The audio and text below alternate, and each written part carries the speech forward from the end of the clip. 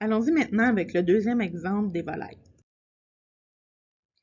Un agriculteur élève deux types de volailles, des poulets et des dindes. Son élevage compte au plus 550 volailles. Le nombre de poulets est toujours inférieur ou égal au triple du nombre de dindes. L'agriculteur garde au moins 60 poulets dans son élevage. L'entretien quotidien d'un poulet coûte 65 sous et celui d'une dinde 80 sous. L'agriculteur veut déterminer le nombre de volailles de chaque type qu'il doit posséder pour minimiser le coût d'entretien. Bon, allons-y avec la première étape, les variables. C'est assez simple. Au début, on nous dit qu'il élève deux types de volailles, soit le nombre de poulets et le nombre de dindes. Pour les contraintes, bon, on sait qu'on ne peut pas avoir un nombre négatif de poulets ou de dindes, donc x plus grand ou égal à 0, y plus grand ou égal à 0. Ensuite, on nous dit que l'élevage compte au plus 550 volailles. Fait qu'en tout, x plus y, toutes les volailles, les dindes puis les poulets, c'est plus petit ou égal à 550. Prochaine phrase, le nombre de poulets est toujours inférieur ou égal au triple du nombre de dindes. Donc, x, le nombre de poulets, est inférieur ou égal à 3 fois le nombre de dindes. Et finalement, l'agriculteur garde au moins 60 poulets, fait que les poulets x, c'est au moins 60, plus grand ou égal à 60. Pour ce qui est de l'argent, ben, c'est pas une contrainte parce que ça a rapport avec le but. Le but, si on regarde à la fin, on nous demande de minimiser le coût d'entretien. Donc, la règle va nous parler d'argent. 65 sous par poulet et 80 sous par volaille. Pas par volaille, par dinde. Graphiquement, j'ai isolé dans la troisième, donc j'ai envoyé mon X de l'autre côté. J'ai fait ma table de valeurs. Bon, je dois me rendre jusqu'à 550. J'ai fait des bonds de 50 pour que ça arrive juste.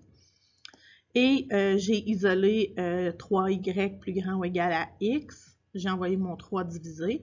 Gardez-le comme ça quand vous faites votre table de valeurs dans votre graphique. J'ai fait des bonds de 50 sur ma calculatrice, mais j'ai pris ceux qui arrivaient juste, donc 150, 50, 300, 100. Graphiquement, j'obtiens quelque chose qui ressemble à ceci. Donc, la zone en rose, c'est ma zone commune, et je me retrouve avec 3 sommets. Donc, calculons ces sommets-là. On n'oublie pas que mon graphique doit avoir un titre. Et là, pour le sommet A,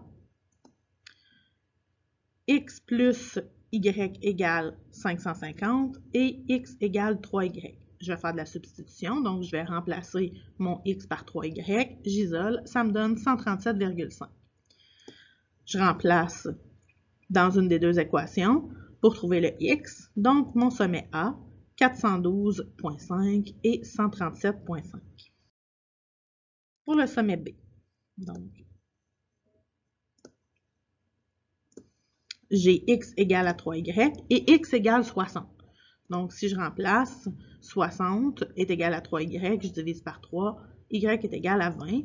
Donc, le point B, 60, 20.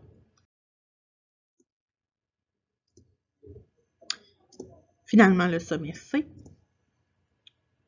Bon, je les ai mis à l'envers, c'est pas grave. Donc, x plus y est égal à 550 et x est égal à 60. Je vais remplacer x par 60, j'isole, y est égal à 490. Donc, mon sommet C, 60, 490.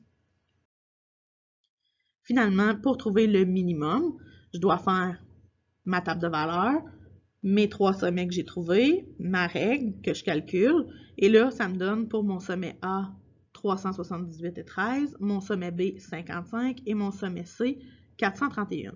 Puisque mon but est de trouver le minimum, le sommet B va minimiser les coûts d'entretien. Ma réponse finale sera donc, pour minimiser les coûts d'entretien, l'agriculteur doit posséder 60 poulets et 20 dindes. Les coûts d'entretien seront de 55 $.